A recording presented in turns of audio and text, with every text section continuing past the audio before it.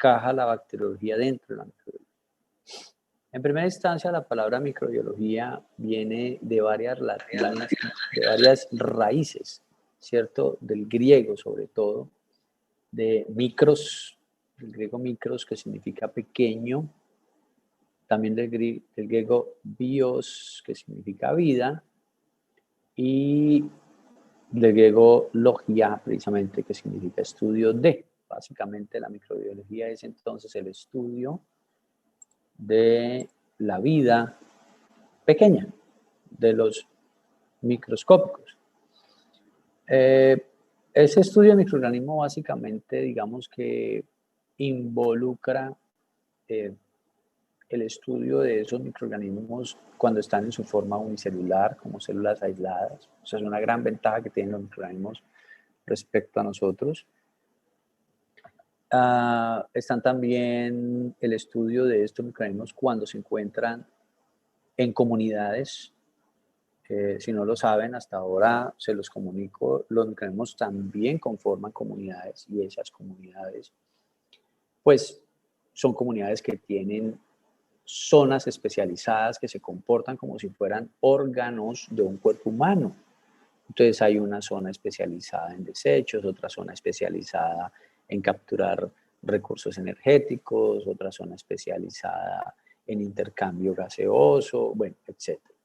Entonces, estos microorganismos forman colonias y esas colonias son muy importantes de ser estudiadas porque algunas se asocian a patologías, ¿sí?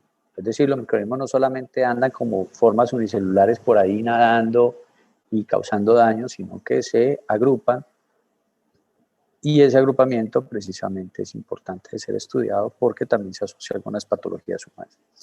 Pero además de eso, hoy en día la microbiología tiene un reto muy grande y es que debe incluir algunos microorganismos, algunos entes biológicos, unas entidades biológicas que no llenan el criterio de microorganismo porque básicamente no están vivos. Entre esos están los virus, por ejemplo, ¿sí? Los virus son unos entes de carácter infeccioso y esos entes de carácter infeccioso no llenan todos los criterios de vida. Es parte de lo que vamos a tener que aprender. Ahora vamos a hacer un tallercito al final sobre eso. Además de eso están los priones, pero además de eso están los virusoides, los viroides, los plásmidos, que son todos elementos subcelulares que se comportan de manera infecciosa, ¿cierto? Pero no llenan los criterios de vida.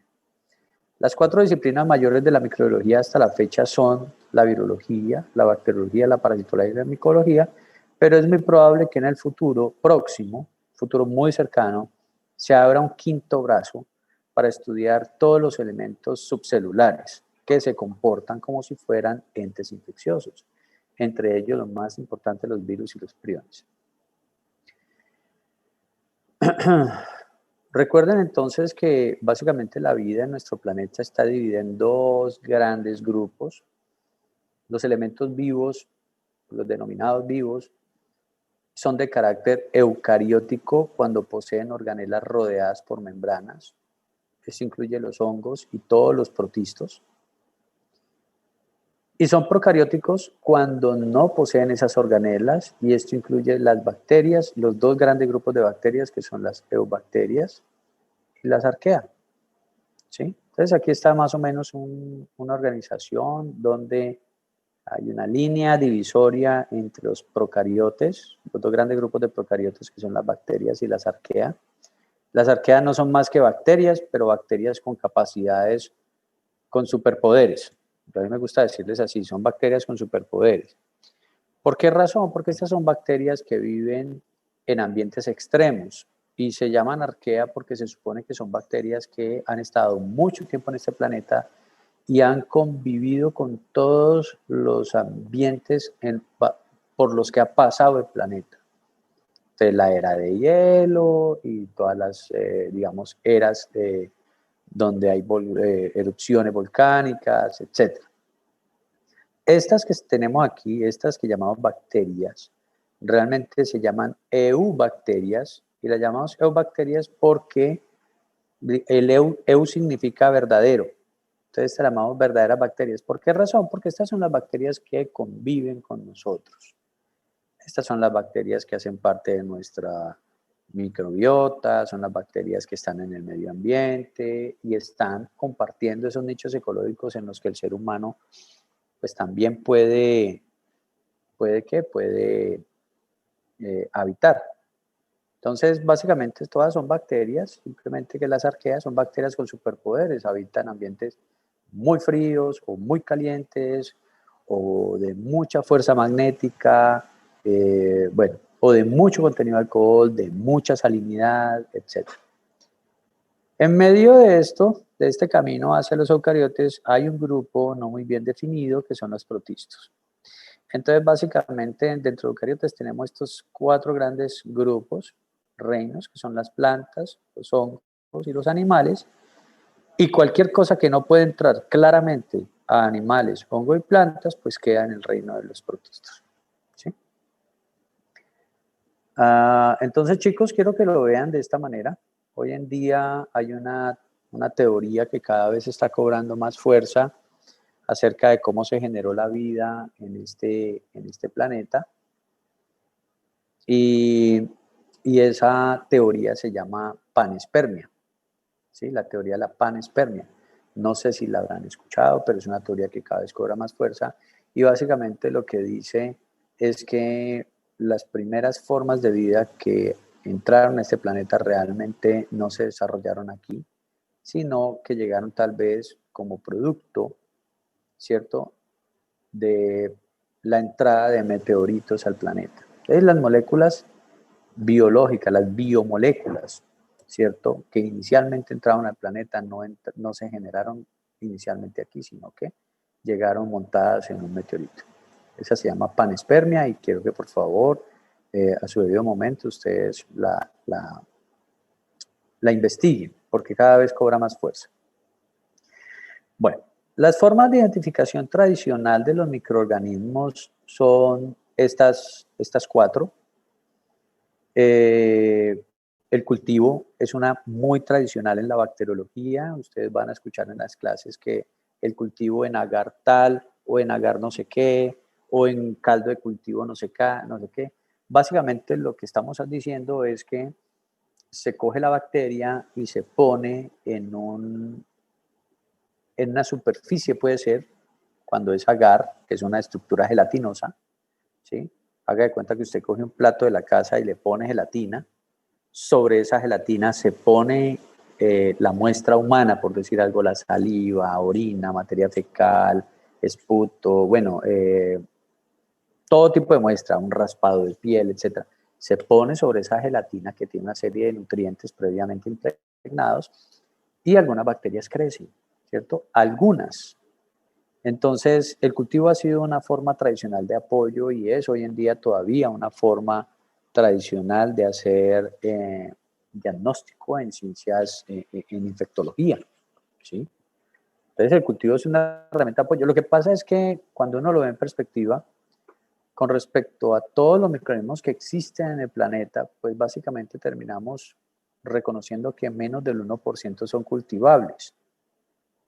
Esta es una gran falla de toda la ciencia moderna, porque si menos del 1% de los microorganismos existentes son cultivables, básicamente lo que estamos diciendo es que cuando estamos tratando de identificar un microorganismo, tenemos que básicamente creer que el microorganismo puede estar y que si en ocasiones el cultivo sale negativo, puede ser sencillamente que el microorganismo que está causando la patología pues no es cultivable.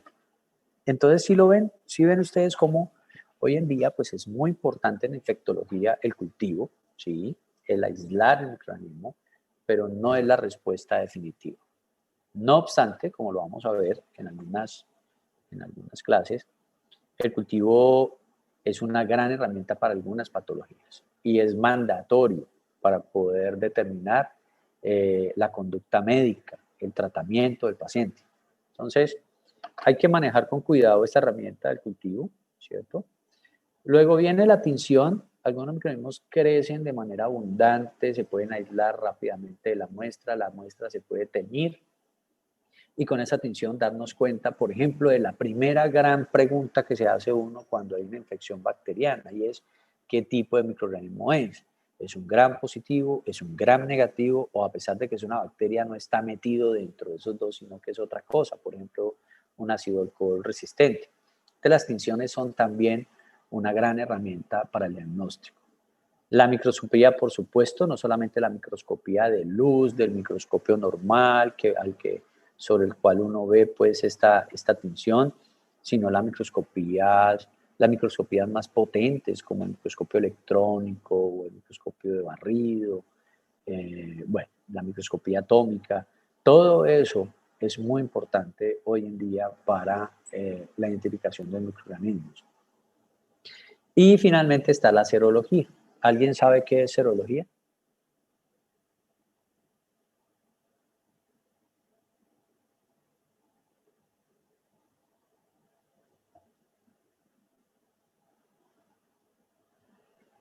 El estudio de los anticuerpos del suero sanguíneo. Perfecto. Entonces miren, por ejemplo, cómo hoy en la pandemia en la que estamos, la identificación de este agente infeccioso, el virus SARS-CoV-2, básicamente tenemos tres pruebas, ¿no? Entonces ya ustedes están familiarizados con que entonces existe la prueba rápida de antígeno, existe la prueba de PCR y existe la prueba de anticuerpos. Quiero decirle que dos de esos son pruebas serológicas. ¿Por qué? Porque están basadas en reacciones antígeno-anticuerpo. Esa es la serología. Reacciones antígeno-anticuerpo para detectar el virus, ya sea sus partículas o anticuerpos que se han creado contra él. En las bacterias sucede lo mismo. En las bacterias sucede lo mismo. No obstante, chicos, yo quiero contarles, estas son las formas de identificación tradicional de los microorganismos, ¿no? El cultivo, la tinción, la microscopía, la detección de antígenos o anticuerpos, etcétera. Pero viene tomando fuerza un área que se denomina metagenómica. Y la metagenómica es un área que básicamente lo que hace es identificar los ácidos nucleicos presentes en un nicho ecológico. No los ácidos nucleicos de X o Y o Z bacteria, sino todos. Entonces, si ustedes ven el potencial que tiene esta aproximación, básicamente se trata de aislar una muestra de un ser humano, secuenciar los ácidos nucleicos que hayan ahí y luego por herramientas de bioinformática lo que se hace es identificar de quién es ese ácido nucleico que existe ahí. Entonces, si ustedes me logran captar la perspectiva de la metagenómica, básicamente es una aproximación que muy pronto va a revolucionar todo el tema de diagnóstico clínico, porque va a ser posible tener en los laboratorios de las diferentes IPS, por ejemplo, de nuestro país, equipos que hagan esa aproximación de metagenómica y me digan rápidamente, sin necesidad de cultivar, simplemente se aíslan los ácidos nucleicos que hay en una muestra, secuencio todos los ácidos nucleicos que hay y me dice qué microorganismos hay, qué tan abundantes están esos microorganismos y cómo interactúan unos con otros. Entonces, esto es algo que quiero que ustedes lo conozcan. Probablemente no entra en los objetivos del curso evaluarlo porque es una herramienta que en este momento está en desarrollo, pero sí quiero que lo sepan y que lo conozcan. Viene la metagenómica y la metagenómica tiene la gran promesa de revolucionar todo el tema del diagnóstico en infectología porque sencillamente identifica todos los microorganismos que están presentes en un nicho ecológico, en cualquier muestra, ¿cierto?, de origen humano, sin necesidad de cultivar. Entonces, este problema que tenemos en la microbiología moderna, en la bacteriología específicamente, que dependemos de que el microorganismo sea cultivable, pues se desaparece. Y hoy en día podemos estudiar todos sin necesidad de cultivar. Los virus, quiero mencionar aquí, a pesar de que esta clase es de bacteriología específicamente, quiero mencionar que los virus, a veces denominados como organismos, otras veces no lo son, porque no cumplen con los criterios de un organismo vivo. Es muy importante que ustedes conozcan eso. Ahorita yo les voy a dejar un tallercito sobre cuáles son los criterios que permiten identificar cuando un organismo está vivo, ¿cierto? De tal manera que se les ha denominado ya como microorganismos muy simples o moléculas muy complejas. ¿Qué es lo que pasa con los virus? Los virus finalmente pues deben invadir una célula para poder replicarse. Y ellos no crecen, ellos realmente, la palabra que se debe usar técnicamente es que se replican. Entonces ellos hacen algo así como sus partes, las construyen y luego utilizando la maquinaria celular ensamblan esas partes. ¿Y eso qué quiere decir, chicos? Muy sencillamente quiere decir que los virus realmente no crecen, no se reproducen como uno saliendo del otro, ¿cierto? No como las bacterias que hacen fisión binaria o como nosotros que hacemos una reproducción sexual y entonces el organismo inicia muy pequeño y luego va creciendo, se va reproduciendo su célula, etcétera. No, eso no pasa con los virus, ¿sí? Los virus entonces no llenan muchos de los criterios de un organismo vivo y es lo que vamos a hacer como ejercicio. Los priones nunca se han considerado microorganismos, realmente son más proteínas y proteínas que se comportan de manera infecciosa. Lo más llamativo es que los priones, los priones son proteínas dañadas, pero la proteína buena hace parte de nuestro organismo. Entonces, básicamente se trata de que una proteína dañada que entra a nuestro organismo daña las buenas y empieza a generar una serie de placas que denominamos como placas amiloides en el sistema nervioso central, pero lo único que necesitamos para que las proteínas buenas que ya tenemos se dañen es tener contacto con una proteína dañada. De tal manera que los priones se comportan como si fueran agentes infecciosos, pero son solo proteína, ¿sí? Entonces es parte de lo que la microbiología tendrá que solucionar dentro de los próximos años. Si abre una nueva rama de estudio donde incluya todos estos elementos o lo seguimos manteniendo por fuera. Vamos a ver algunos aspectos históricos interesantes. Básicamente, los microorganismos fueron hipotetizados muchos siglos antes de ser descubiertos. Por allá en el siglo VI antes de Cristo, en la India existía el jainismo. Entonces, un sujeto llamado Mahavira proponía que existían organismos invisibles, muy pequeños, microorganismos invisibles que habitaban la tierra, que habitaban el agua, el aire, el fuego, eran criaturas muy pequeñas, submicroscópicas, que vivían en grandes grupos, de una vida muy corta, estaban difundidas por todo el universo, en los tejidos de las plantas y los animales. Entonces miren que esta es una idea muy antigua, pero ya se preveía que existía un mundo muy pequeño que no podíamos ver y que era importante para la salud.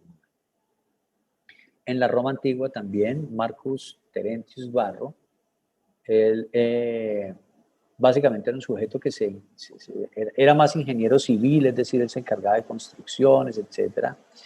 Y uno de sus conceptos era prevenir la construcción cerca de pantanos. Esto no se debe hacer. ¿Por qué? Porque en los pantanos hay ciertas criaturas muy pequeñas que no son percibidas por los ojos, flotan en el aire y entran al cuerpo por la boca y la nariz y producen, por lo tanto, enfermedades. Es decir, otro sujeto en nuestra historia antigua que lograba prever que existían los microorganismos.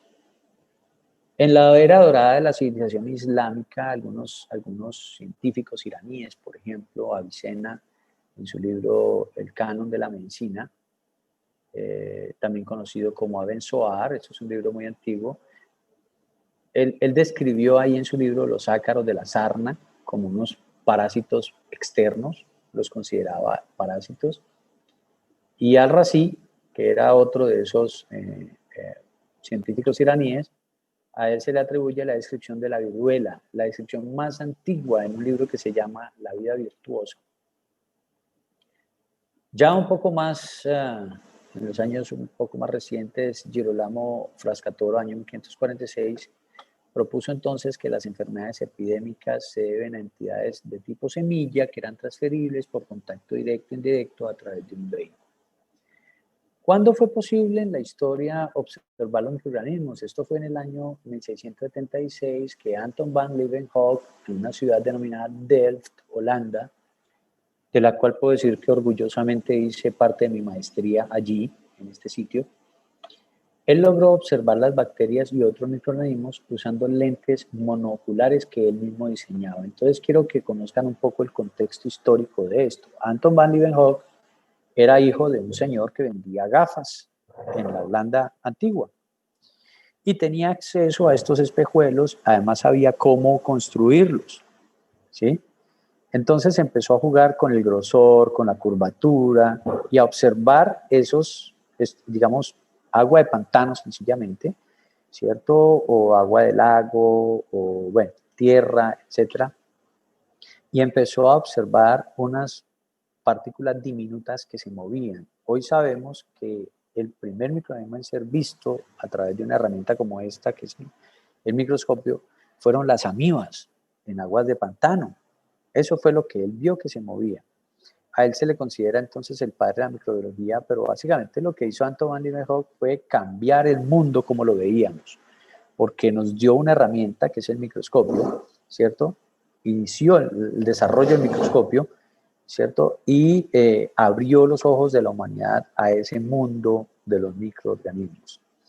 Este reconocimiento se lo disputan algunos otros investigadores de la época, como Robert Hooke, que en el año 1665 describió a los mohos, corpúsculos, que eran los mohos, y el sacerdote jesuita Athanasius Kircher, quien también logró observar los microorganismos por la misma época. Kircher, esta es la historia de Kircher, que es ese sacerdote jesuita. Él fue el primero en diseñar lo que él denominó linterna mágica para proyectar. Y escribió un libro en el año 1646 que se denominaba acerca de la estructura maravillosa de las cosas naturalezas investigadas por un microscopio. Es decir, unos años antes, ¿cierto?, de que Anton van Leeuwenhoek desarrollara su microscopio, ya Kircher hablaba de tener un microscopio, por eso es que se afirma que él es quien realmente desarrolló el microscopio. Esto ustedes lo van a ver mucho en la historia. Una de las historias más conocidas es lo que pasó con Tesla, ¿cierto? Pero es muy posible que, es decir, algunos investigadores tal vez en el momento más adecuado tomaron una idea que ya otro había dicho y la desarrollaron bien, ¿cierto? Y el mundo la compró y el mundo le creyó. Pero es una cuestión simplemente del momento, ¿cierto? Todas estas cosas, es probable que a Anton van Leeuwenhoek no se le haya ocurrido por primera vez combinar los lentes monoculares de diversas maneras para poder observar las cosas más pequeñas. Miren ustedes, en el año 1646 ya Kircher hablaba del microscopio.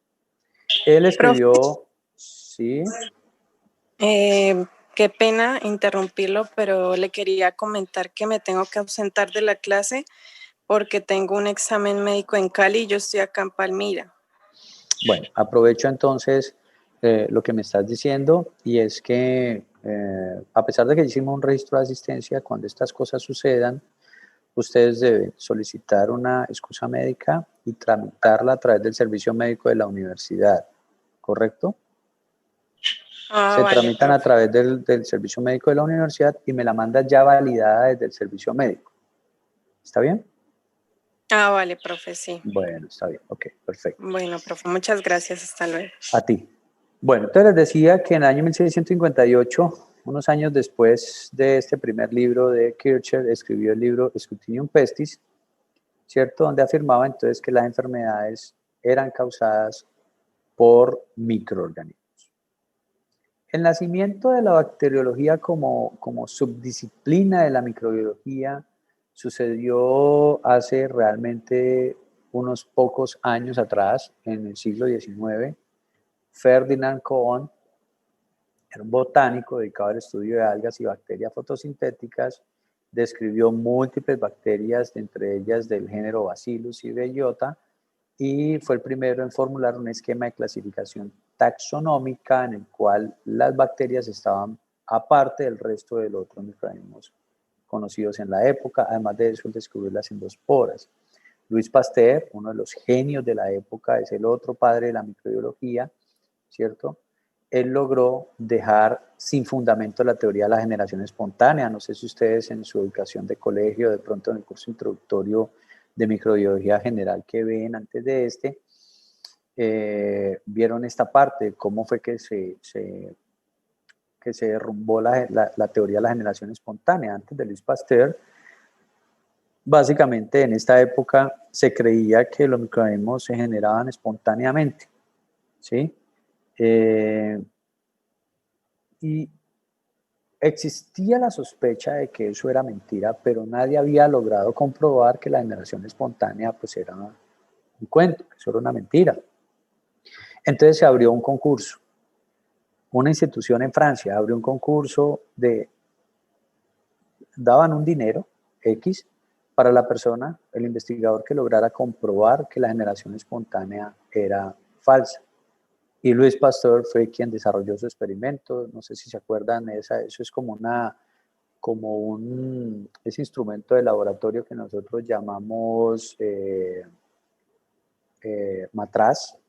Y entonces le colocó un cuello alto que daba una curva hacia abajo. ¿Y cuál era su hipótesis? Su hipótesis es que si hay microorganismos, los microorganismos, pues, si uno deja ese cuello alto hacia arriba, pues el microorganismo fácilmente puede caer dentro del líquido que haya adentro del matraz. Pero si usted lo curva hacia abajo, lo hace muy alto y luego curva hacia abajo, al microorganismo le queda muy difícil luchar contra la gravedad, subir todo ese cuello y caer en el cultivo. Entonces, usando esa simple idea, que es una idea realmente muy simple, él fue capaz de demostrar que si se colocaban caldos de cultivo, que si se colocaba, por ejemplo, un pedazo de carne, y ese pedazo de carne sencillamente se dejaba allí, en ese contenedor que tenía ese cuello curvado hacia arriba y luego hacia abajo, entonces era posible conservar la carne sin contaminantes. Todo lo que había que hacer para que la carne se dañara era sencillamente romper el cuello curvado, dejarlo expuesto, ahora sí a que los microorganismos caigan, y era suficiente para generar microorganismos en esa carne que estaba ahí en ese contenedor. Entonces, un experimento muy sencillo en el que Louis Pasteur básicamente se atribuyó el dejar sin fundamento la teoría de la generación espontánea, ¿cierto? Además de eso, Louis Pasteur fue un genio, estudió de todo, hizo de todo, diseñó métodos para la preservación de alimentos como la pasteurización, que hoy tanto conocemos y tanto utilizamos, y el desarrollo de vacunas contra algunas enfermedades como anthrax, cólera, rabia, etc. Luego está Robert Koch. Robert Koch es el tercer padre de la microbiología. Básicamente a Robert Koch le atribuye el desarrollo de la teoría de gérmenes causantes de enfermedad. Nosotros vamos a hablar de los criterios, ¿cierto?, que Koch consideró para determinar que un microorganismo es el agente causal de una enfermedad. Él logró comprobar que las enfermedades infecciosas eran específicamente causadas por microorganismos patógenos, ¿cierto?, específicos, es decir, un microorganismo puede generar una enfermedad específica. Desarrolló los famosísimos postulados de Koch y se enfocó en el aislamiento de las bacterias en cultivos puros, ¿sí?, logrando descubrir al Mycobacterium tuberculosis, que es el agente causal de la tuberculosis, y por el cual a este microorganismo se le denomina también el bacilo de Koch. Ese es el bacilo de Koch. Realmente Pasteur y Koch se quedaron cortos, pues obviamente por las herramientas que habían en la época, no lograron dimensionar adecuadamente toda la diversidad de ese mundo microbiológico, ¿sí? Fue solamente hasta que Martinus Benjeric y Sergei Winogrady, a finales del siglo XIX, descubren que hay una gran masa de organismos microscópicos. Benjeric describió los virus, la técnica de cultivo enriquecido, y Winogrady desarrolló el concepto de quimiolitotrofia, que es la influencia de los organismos en los procesos geoquímicos, y aisló y describió la bacteria fiadora de nitrógeno. Básicamente, estos dos señores descubrieron otra parte de ese universo que existía de la microbiología, ¿sí?, que no era solamente en las cosas vivas, sino que también en la tierra, en esos elementos que consideramos a veces inertes, también hay microorganismos, ¿sí? En el año 1917, Franco, un franco-canadiense, perdón, Félix de Herel, describió los bacteriófagos y Joseph Lister un año más tarde fue el primero en utilizar fenol como agente desinfectante en heridas abiertas en los pacientes. Hoy en día la microbiología es un área de carácter ampliamente transversal. No solamente se asocian los microorganismos a las enfermedades humanas, sino que hemos aprendido a usarlos en numerosos procesos benéficos como la fermentación industrial de alcohol, vinagre, productos lácteos, para la producción de antibióticos, como vectores para transferir ADN a plantas y animales, para la producción biotecnológica de proteínas recombinantes que puedan ser usadas en pacientes como hormonas, como enzimas, para la bioremediación, que es la biodegradación de los desechos domésticos y agroindustriales en aguas y sedimentos marinos. En la fecha, por ejemplo, se producen más de 2 millones de toneladas anuales de glutamato y lisina a partir del cultivo de Corynebacterium glutamicum. Los streptomyces, que son los hongos, se usan en la producción de aminoglicósidos, las levaduras en la producción de cerveza. Los biopolímeros que se producen a partir de algunos microorganismos son usados como polisacáridos, poliéster y poliamidas y son pues producidos por microorganismos.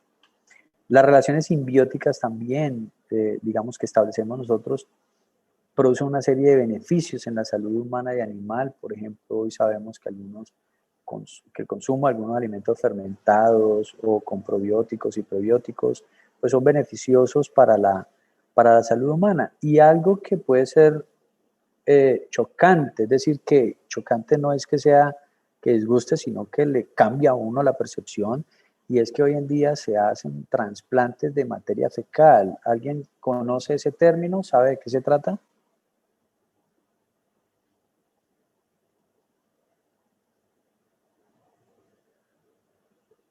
No todos. ¿Sabe? ¿Tiene que ver algo con la microbiota? Claro que sí. Hoy en día, miren, hoy en día tenemos patógenos que, digamos que dicho de una manera un poco jocosa, no hay trapitos con qué cogerlos. ¿Y eso qué significa? Algo muy sencillo. Y es que tenemos microorganismos que causan patologías en humanos y que no tenemos antibióticos para tratarlos. Uno de ellos se llama Clostridium difficile. E imagínense qué tan difícil debe ser de lidiar con él en un ambiente hospitalario si se llama Clostridium difficile. Esta se le ha denominado también bacteria come carne. Esta es una bacteria que habita en ambientes hospitalarios y que cuando está presente puede rápidamente matar a un paciente porque básicamente lo invade y consume el órgano que esté habitando. Generalmente es el intestino. Entonces,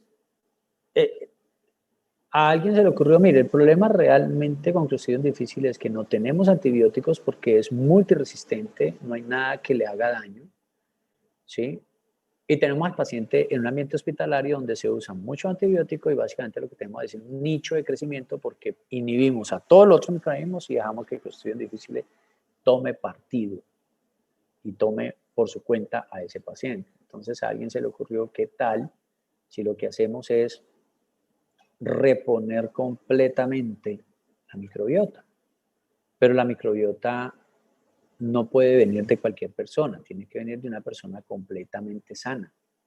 Entonces, durante la epidemia que hubo de ébola hace poco, eso fue alrededor de unos 8 años atrás, tal vez un poco más, 10 años, hubo una epidemia que mató mucha gente en África y de hecho algunas misiones norteamericanas estuvieron allí afectadas. Fue muy famoso que en el hospital de Emory, en Atlanta, un grupo de médicos implementaron el trasplante de materia fecal. Básicamente lo que hicieron fue traerse a estos misioneros norteamericanos y hacerles un trasplante. Empacaban materia fecal de personas sanas en cápsulas, ¿sí? Y esas cápsulas se las toma la persona y básicamente lo que lograron hacer fue reponer la microbiota de tal manera que la microbiota normal inhibe a Clostridium difficile. Miren cómo es la cosa. Provocan una lucha por el nicho ecológico y entonces los microorganismos sanos o que son sanos para nosotros repoblaban el intestino, eliminando a Clostridium difficile y salvando a la persona. Entonces, esto es muy importante porque lo que estamos viendo, chicos, es que probablemente vamos a cambiar los conceptos de cómo es que se tratan las enfermedades. Hoy en día tenemos medicamentos, no sé si ustedes conocen uno, por ejemplo, que se llama Smecta. Smecta es un medicamento prácticamente mágico para las disenterías, ¿sí?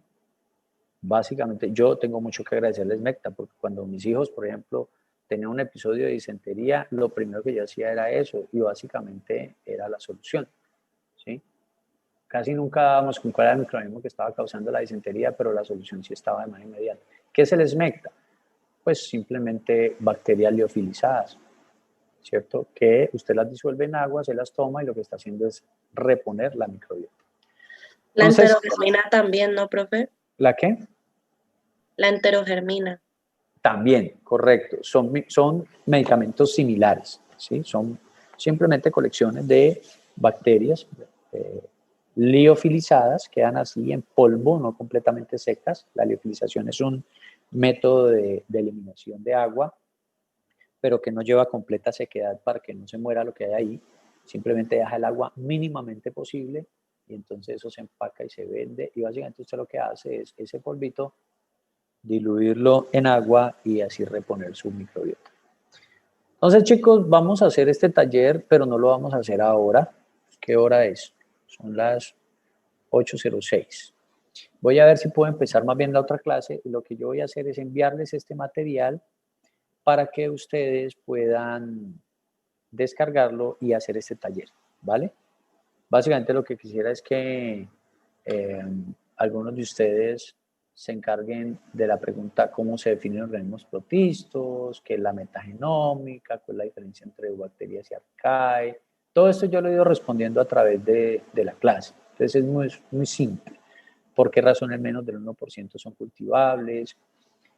¿Por qué los virus no llenan los criterios de vida? ¿Cuáles son los postulados de Koch? ¿Cuál es el fundamento exopante de materia fecal? Etcétera.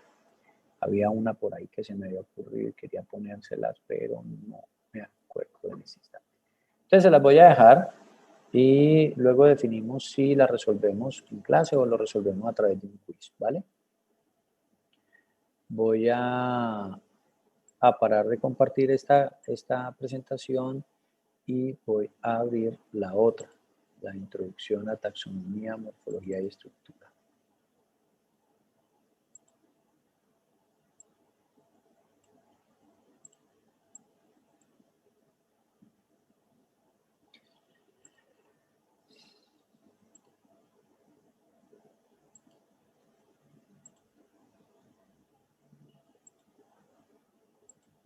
Bueno, muy bien.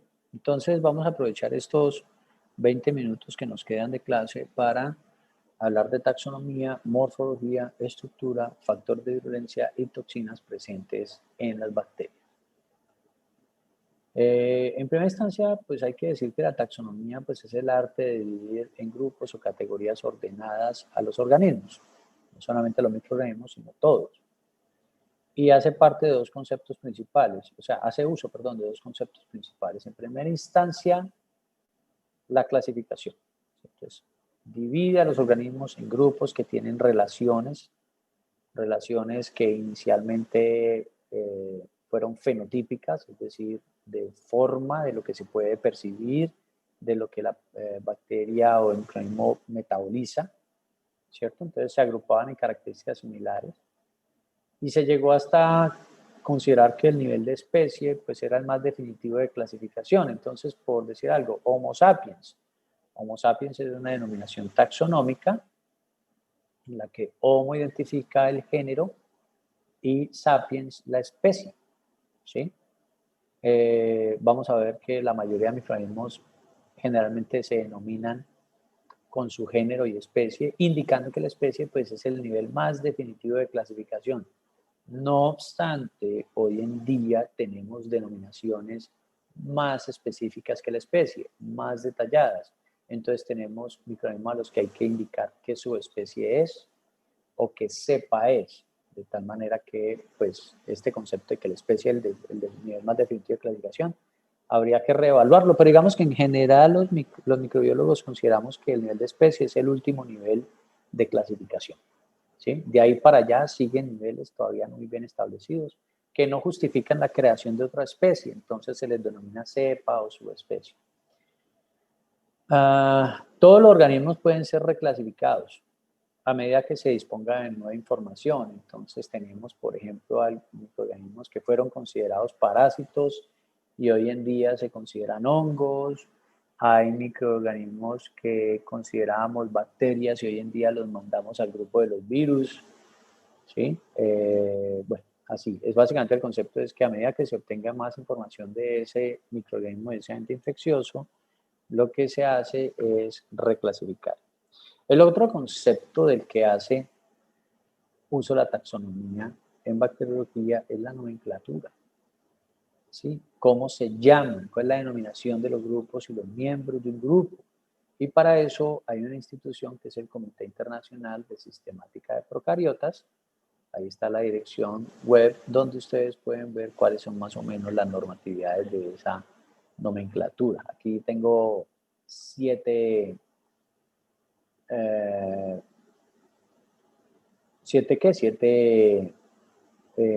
criterios que ellos utilizan para denominar correctamente el microorganismo. Básicamente dicen que en primera instancia cada organismo debe tener un solo nombre correcto y eso es algo de lo que los microbiólogos tenemos que estar pues atentos a ese desarrollo porque en algunos casos este organismo sencillamente determina que hay suficiente evidencia para cambiarle el nombre a una bacteria, a un hongo, etc. Entonces, nosotros vamos a ver en micoparásito un microorganismo que se llama Pneumocystis jirovecii. Es un agente que causa neumonía en pacientes inmunosuprimidos. Es muy importante conocerlo porque se lo van a encontrar de pronto, frecuentemente en este tipo de pacientes, etc. Pero ese yo lo conocí como Pneumocystis pneumoniae y le cambiaron a jirovecii. Entonces, la denominación correcta es una sola, cada organismo debe tener un solo nombre correcto, no hay que estar actualizado para saber si hubo un cambio o no. Cuando hay más de un nombre, ¿cierto? El más reciente es el que tiene prioridad. Entonces a eso hace referencia el ejemplo que acabo de dar. Pues ya no es Pneumocystis carini ni Pneumocystis pneumoniae, sino Pneumocystis jirovecii. Los nombres confusos deben ser abandonados. ¿Sí? Si hay un nombre confuso, hay que buscarle un nombre también diferente al microorganismo, de tal manera que sea de fácil recordación. Independientemente del origen o quien descubra un microorganismo, todos los nombres de ese microorganismo, de los microorganismos deben estar en latín o deben estar latinizados. Eso es una gran ventaja que tenemos los microbiólogos, digamos, de esta parte del mundo, porque digamos que es fácil entender cómo se pronuncia y es de fácil recordación para nosotros los nombres de los microorganismos. La primera palabra generalmente indica el género, como les comentaba en el ejemplo Homo sapiens. Profe, ¿Sí? ¿por qué el latín? O sea, ¿cuál es el motivo? Bueno, buena pregunta. El motivo es que muchos de los primeros microorganismos en dársele nombre, a ver, el latín era el idioma de mayor difusión en la época antigua, por ejemplo, hace 500 años, ¿sí? Quien era muy culto hablaba cualquier otra cosa, español, castellano, inglés, francés, alemán, y además hablaba latín. Entonces, digamos que en las primeras organizaciones científicas se dijo entonces que como era digamos que de tan buen renombre el latín, a los microorganismos se le iba a llamar en latín. Entonces empezó a proliferar eso. Y cada nuevo microorganismo tenía un nombre en latín. ¿Qué es lo que pasa hoy en día? Que no se quiere abandonar esa práctica porque implicaría cambiarle el nombre a todos los que ya conocemos. Entonces, en vez de cambiar el nombre a todos los que ya conocemos, bien sigamos con la práctica de ponerle un nombre en latín o de tenerlo latinizado. Esa es la razón. Bueno, como les iba diciendo, la primera palabra indica el género y esta siempre comienza con letra mayúscula, ¿sí? Siempre comienza con letra mayúscula. La segunda palabra que indica la especie siempre debe estar en minúsculas. Y esto es muy importante porque algo en lo que yo soy muy cansón si es que esa es la palabra, algo en lo que soy muy exigente generalmente, es en que los nombres de los microorganismos deben estar bien escritos. A través de sus presentaciones y a través de las mías, siempre quiero que los microorganismos los nombres de los microorganismos estén bien escritos, chicos, porque es lo que va a facilitar su recordación. ¿Sí? Entonces, acuérdense de estas tres últimas condiciones. La primera palabra del nombre del microorganismo indica el género, y esta siempre comienza con la mayúscula, con una mayúscula, el resto en minúscula. Y la segunda palabra no tiene mayúscula, todo es en minúsculas, indica la especie, ¿cierto? Y cuando estamos hablando en lenguaje escrito, el nombre, el género y la especie deben estar subrayados o en cursiva. Cuando digo en cursiva estoy diciendo esto, ¿sí? Así, inclinado. ¿Por qué razón? Porque básicamente es la forma de decirle al lector que yo estoy escribiendo el nombre de un microorganismo, el nombre formal. Entonces tenemos, por ejemplo, la levadura Saccharomyces cerevisiae. Hay que escribir todo el nombre y en itálica o en cursiva. ¿Sí?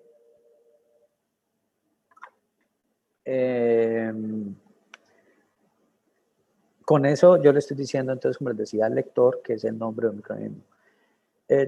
Si yo le digo cerevisiae solamente, eso yo no necesito ponerlo en itálica, en cursiva, perdón. En el caso del Streptococcus, hay un estreptococo que se llama Streptococcus pyogenes. Cuando escribo Streptococcus pyogenes, todo debe ir completo, bien escrito y además en cursiva. ¿Sí? Si no tengo cómo poner cursiva, entonces tengo la opción de poner un subrayado. Pero es en el lenguaje escrito que yo aclaro eso, ¿correcto? A los Streptococcus pyogenes también se le llama estreptococo. Entonces, como no es el nombre científico, ya no necesito seguir esta letra, esta norma. Entonces hay una jerarquía para los nombres, como les decía. En la taxonomía hay órdenes, hay familias, hay tribus, hay géneros, especies, cepas, etc. Yo les decía que la especie es el nivel máximo de resolución de una entidad taxonómicamente hablando. De ahí para abajo hay dos conceptos que son la cepa y, déjenme, yo les coloco aquí también la subespecie. ¿Sí? Pero básicamente estos dos son denominaciones que surgen a medida que se van conociendo los microorganismos, y si esta subespecie llega a ser muy importante, por ejemplo, en algún momento ese comité del que hablamos ahora considerará que en vez de tratarla como una subespecie, se le dé un orden aparte como una especie diferente. Una de las bacterias más conocidas, ¿cierto?, es la E. coli, ¿sí? Entonces sabemos que la especie es coli, el género es Escherichia, la familia es Enterobacteriaceae, el orden es Enterobacteriales, es de la clase Proteobacterias gamma o gamma proteobacteria, del filum Proteobacteria y del reino Bacteria. ¿Está bien? Entonces, ese es un tema que, digamos que para nosotros es relevante desde dos puntos de vista. El primero, entender que hay una jerarquía. Y el segundo, que la mayoría de las veces a los microorganismos los llamamos con su género y especie. Entonces, no es la bacteria coli, no, es la Escherichia coli. ¿Correcto? Ese es básicamente el mensaje. La taxonomía se apoya originalmente en todas las herramientas que les comenté ahora de identificación y de diagnóstico de los microorganismos. Y ha hecho, digamos que, uso de las tecnologías a medida que van surgiendo y que se van desarrollando. Originalmente la taxonomía utilizó las características fenotípicas, ¿sí? La forma, la estructura, el color, las capacidades metabólicas, que si metaboliza azúcar, que si metaboliza aceites, etc. Entonces eso fue lo que utilizó para las primeras identificaciones. Pero más recientemente la taxonomía se apoya fuertemente en las relaciones filogenéticas. Es decir, secuenciamos un gen de ese organismo y lo comparamos con el resto de los que ya conocemos y vemos qué tan cerca está a unos microorganismos o a otros. ¿Sí? Este es un orden en el que hemos aceptado teóricamente los seres humanos que si nos apoyamos en un gen de alto nivel de conservación y ese gen varía entre dos microorganismos es porque son dos especies diferentes. ¿Sí? Básicamente esa es como la hipótesis. Las características fenotípicas, como decían, tienen que ver con la morfología, las características de su tinción, la movilidad, cómo crece, los requisitos para poder crecer, la apariencia de las colonias, las características bioquímicas, si por ejemplo metaboliza carbohidratos o no, algunos aspectos de tipo serológico, su metabolismo, etc. Todo esto es fenotípico. Los aspectos filogenéticos implican las secuencias, básicamente, ¿cierto?, de un gen que es el ARN ribosomal 16S. Entonces, a esto hay que hilarlo un poco más fino, chicos, y hay que decir sencillamente aquí que este es un gen altamente conservado a través de todas las especies del mundo que conocemos. ¿Sí? Entonces, si todos lo tienen y es un gen altamente conservado porque codifica por el ARN ribosomal 16S, que es el que se utiliza en los ribosomas para síntesis de proteínas, ¿cierto? Si todos lo tenemos, entonces podemos discernir que si este es un gen altamente conservado, entonces si yo organizo los organismos con respecto a la secuencia de este gen, puedo saber quiénes están más cerca de otros. Simplemente con la hipótesis de decir que si son muy diferentes, son de dos ramas taxonómicas muy diferentes, y si son muy parecidos, son más cercanos entre sí, entre sus ramas taxonómicas.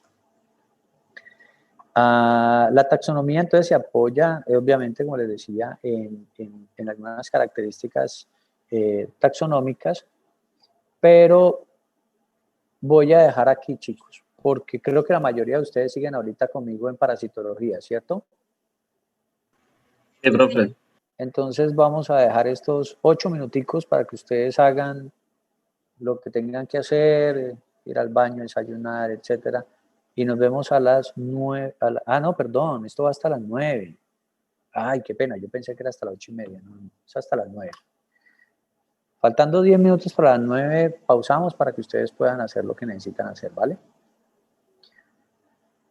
Bueno, entonces les decía, estábamos aquí, la identificación de la taxonomía. Originalmente la taxonomía se apoyó en las características fenotípicas, pero más recientemente en la filogenética. Y no obstante, existen todavía, digamos, algunas características fenotípicas que son fundamentales en la microbiología, sobre todo en la microbiología de las bacterias, la bacteriología. La tinción de Gram es una de ellas, ¿sí? Las bacterias gram positivas y gram negativas son dos grupos grandes, muy grandes de bacterias, y es la primera respuesta que uno quiere saber cuando confirma que el agente infeccioso es una bacteria, o cuando tiene la sospecha de que ese agente infeccioso es una bacteria. Lo primero que quiero saber es si se trata de un gram positivo o de un gram negativo. ¿Y por qué razón quiero saber eso? Porque la aproximación terapéutica, los antibióticos que yo pueda usar como tratamiento para mi paciente difieren si es un gram negativo o si es un gram positivo. ¿Qué significa eso? Básicamente significa que hay una tinción que me logra diferenciar, ¿cierto?, cuando las paredes celulares de estos microorganismos son diferentes, ¿sí? Esta tinción fue desarrollada por el científico danés Christian Gram en el año 1884 y hasta hoy se utiliza, ¿sí?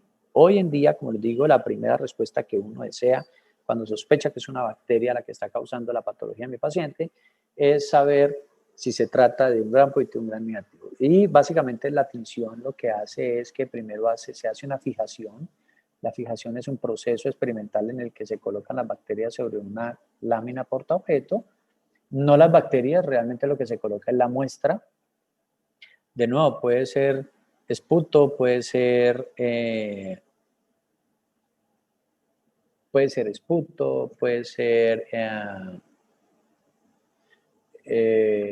orina, puede ser materia fecal, cualquier muestra, líquido, secreción humana e incluso algunos tejidos, ¿sí? Se pueden teñir con grano. Entonces, en ese orden de ideas, chicos, lo que hacemos es fijar la muestra. ¿Qué es fijar la muestra? Asegurarnos de que quede bien adherida a la lámina portaobjeto. Eso se hace a través de alcoholes, también se puede hacer fijación con calor, exponiendo a una llama, etc. Esto todo se hace en laboratorio clínico y se tiñe inicialmente con una tinción que se llama cristal violeta. El resultado es que tanto las gram positivas como las gram negativas se tiñen de azul y luego lavamos. Esto se lava, etcétera. Se hace un tratamiento con yodo que debilita un poco esa tinción azul y quedan de color un poco más violeta. Y luego se decoloran las bacterias, se les pone una gran cantidad de alcohol. Sin embargo, solo las bacterias gram negativas se decoloran, las gram positivas quedan de color violeta. Por alguna razón, el proceso de coloración solo logra quitarle el color a las que son gram negativas y deja el color en las gram positivas. Luego se coloca una contratinción, ¿sí? Con un colorante que llama safranina, y entonces las bacterias gram positivas quedan de color rosadito y las negativas de color violeta. Perdón, al revés. Las positivas de color violeta y las negativas de color rosado. Entonces, cuando hablemos de gram positivos y gram negativos, básicamente lo que estamos diciendo es que los gram positivos retienen el complejo de cristal violeta, ¿sí? Perdón, retienen el complejo de cristal violeta y finalmente no logran decolorarse de tal manera que al microscopio las vamos a ver así, moraditas, azulitas intensas, ¿sí? Los gram negativos, en los gram negativos la tinción azul del cristal violeta se destiñe y se tiñen de nuevo con la safranina que es de color rosa. Entonces se ven al microscopio con estos dos colores. ¿Qué es lo que eso realmente me está reflejando? Eso no se supo sino muchos años después. Muchos años después. Básicamente lo que estaba reflejando era las diferencias en la pared bacteriana. Y por eso es que es tan importante entender qué tipo de microorganismo es el que está infectando a nuestro paciente. Si es un gram positivo o un gram negativo, porque eso tiene implicaciones biológicas fuertes. Y de esas implicaciones biológicas fuertes depende la decisión del agente terapéutico que voy a utilizar. Entonces, miren ustedes, aquí hay dos representaciones de las diferencias en la pared bacteriana. Vamos a empezar por la de aquí abajo a describirlas. Las tinciones, las bacterias gram positivas tienen una bicapa lipídica que es una membrana citoplasmática, seguida de un espacio periplásmico relleno de ciertas proteínas y una pared de peptidoglicán. Este es un péptido que es la pared celular, que es básicamente lo que le da fuerza a la bacteria, resistencia para poder sobrevivir como un microorganismo individual, como una forma unicelular. Esta capa de peptidoglicano es muy gruesa, miren ustedes, hay por lo menos 4 láminas de peptidoglicano. En cambio, en las bacterias gram negativas la estructura es diferente. Hay una membrana citoplasmática, un espacio periplásmico, ¿cierto? Que tiene una capa de peptidoglicán, de nuevo es una pared celular, pero no tan gruesa como la de acá, y tiene luego una membrana externa. ¿Sí? Esa es otra membrana. Es otra membrana, pero ya no es la citoplasmática, sino que es una membrana externa a la cual tienen adheridos algunos lipopolisacáridos. Esto es supremamente importante, biológicamente muy relevante, porque los lipopolisacáridos contienen una molécula que se llama endotoxina, que es la responsable de muchas patologías que vamos a ver. Pero está presente solamente ¿en qué grupo? Miren la figura y me dicen, ¿en los gram positivos o en los gram negativos?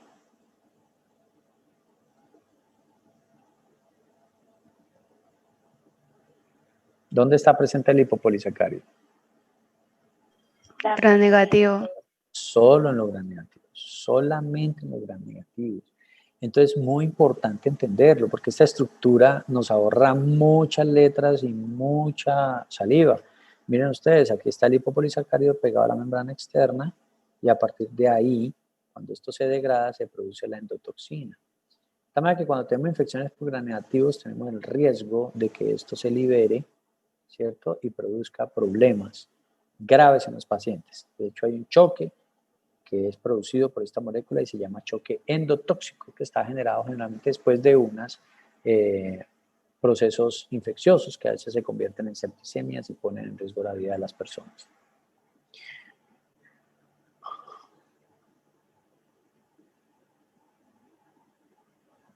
Bueno, entonces, como les venía diciendo, están los dos grandes grupos. Miremos estas representaciones de aquí arriba. Yo las tengo las dos porque la una es más compleja que la otra. Esta es más sencilla, estas de arriba son un poco más complejas. Miremos la representación de las gram positivas. Aquí está de nuevo la membrana celular. Está la capa de peptidoglicán, pero además están también dibujadas dos moléculas clásicamente presentes en las bacterias gram positivas, que son el ácido lipoteicoico y el ácido teicoico, ¿sí? Esto, básicamente, chicos, es lo que permite la retención del cristal violeta. Entonces, se tiñen de gram positivo y ya no se destiñen porque esta capa es tan gruesa que se necesita mucho más tiempo de decoloración para poder retirar todo el cristal violeta.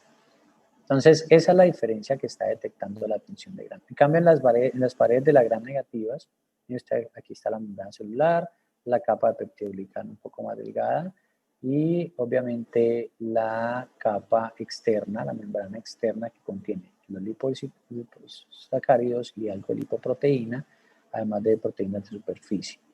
Esta capa de peptidoglicano es más delgada, no retiene tanto cristal violeta, por lo tanto su decoloración sucede más rápido.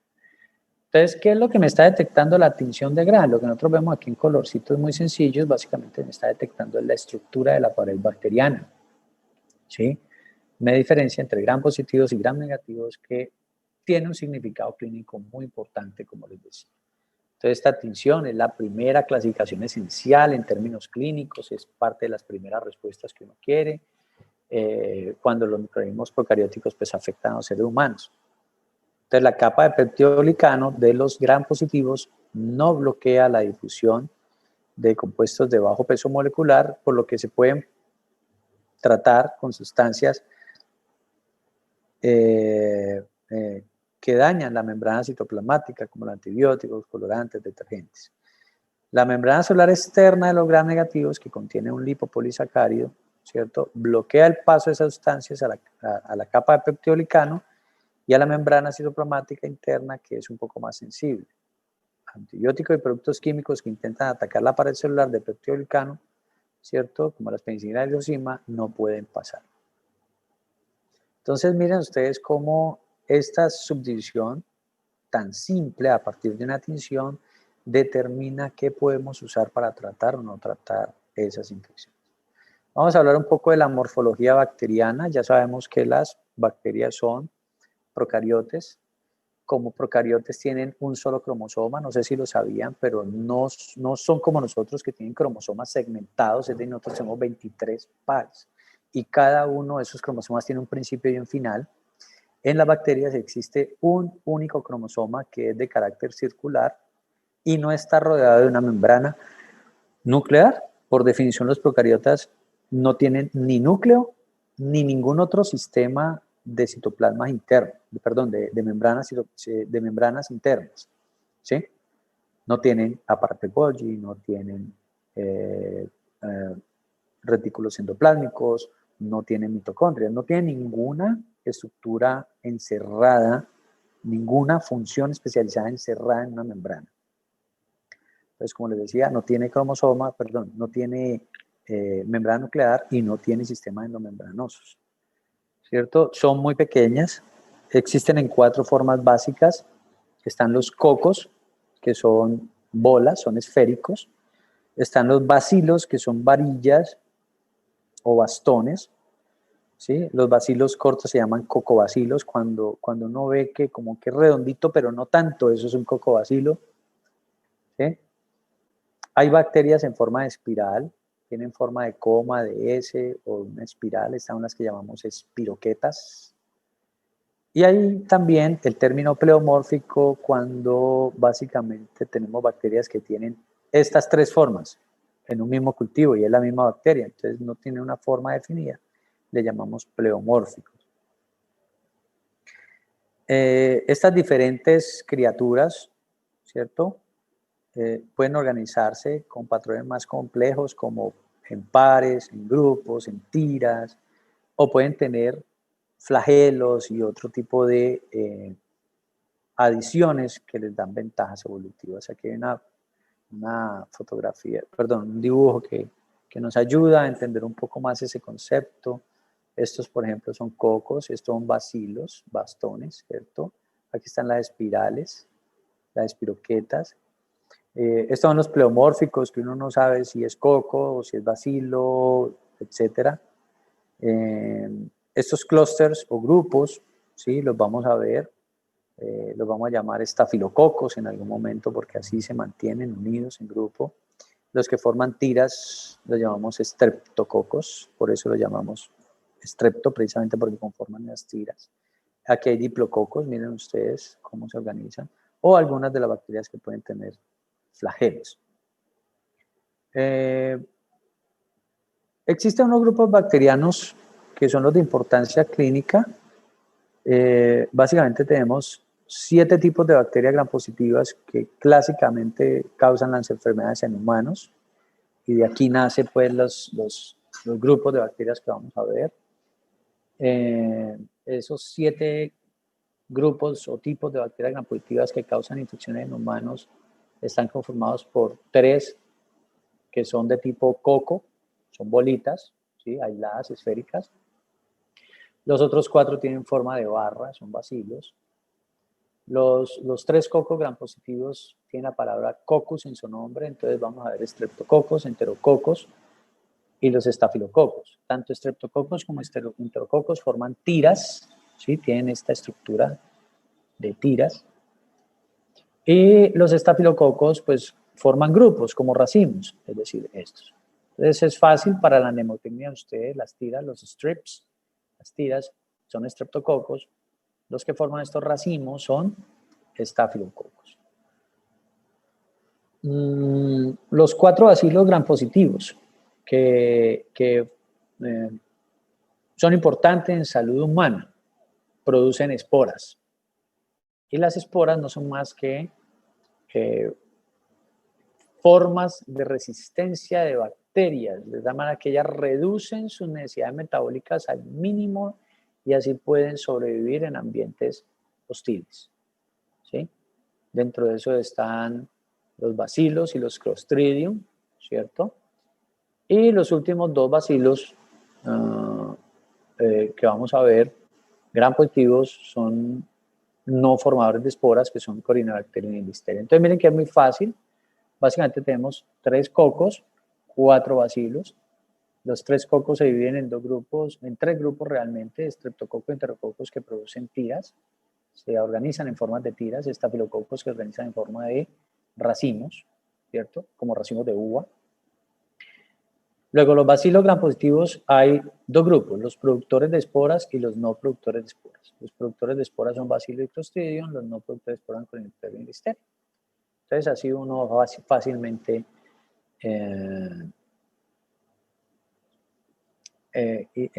identificables. Entre organismos gram negativos hay más diversidad. Realmente solo hay 2 grupos de cocos, pues se agrupan en solo 2 grupos que son los diplococos, que son 2 granos de café que aparentemente se besan entre sí. Esos son Neisseria y Moraxella. Así los describen, pues, como 2 granitos de café que se están besando entre sí, esos son los diplococos, ¿sí? Y un grupo de microorganismos que causan o generan formas de espiral, que son las espiroquetas. Este incluye la bacteria Treponema pallidum, que es el agente causal de la sífilis. El resto son bacilos gram negativos pleomórficos, Son muchas más familias y hay más diversidad, como les decía. Entonces solo son 2 grupos identificables, los diplococos, Neisseria moraxella, las espiroquetas y el resto donde hay más diversidad. Hay dentro de grupos bacterianos de importancia clínica unas excepciones. La primera de ellas son las micobacterias. Las micobacterias son bacterias, pero no las podemos clasificar como gram positivas o gram negativas porque su pared celular no tiene peptidoglicano.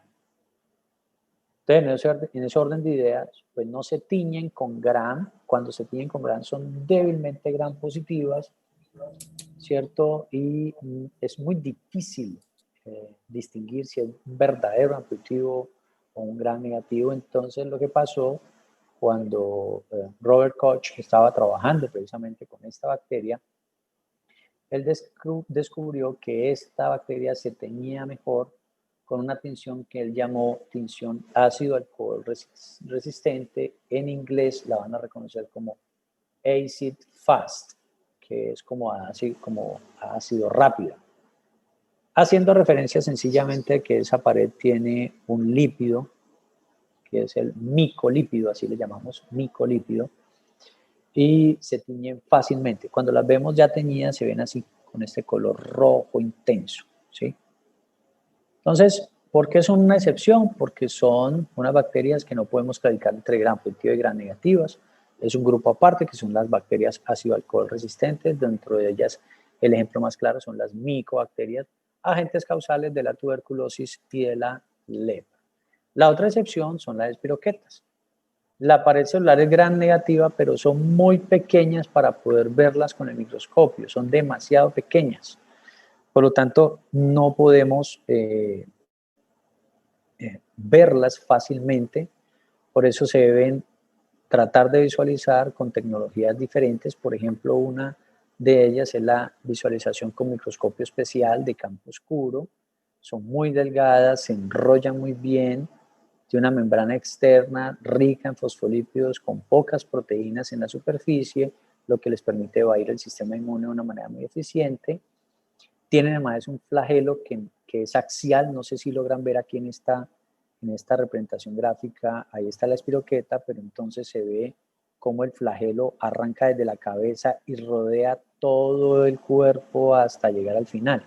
A eso le llamamos flagelo axial, es como si un solo músculo moviera toda la espiroqueta.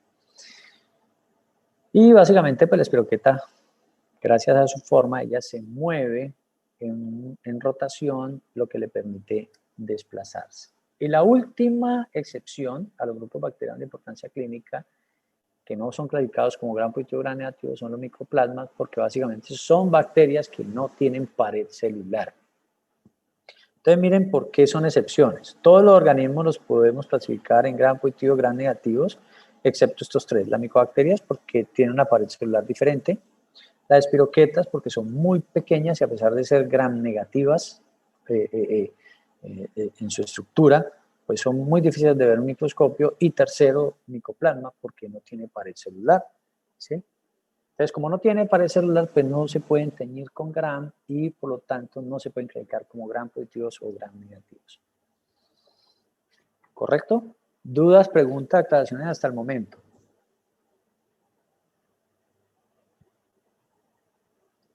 Chicos. No, profe, todo claro.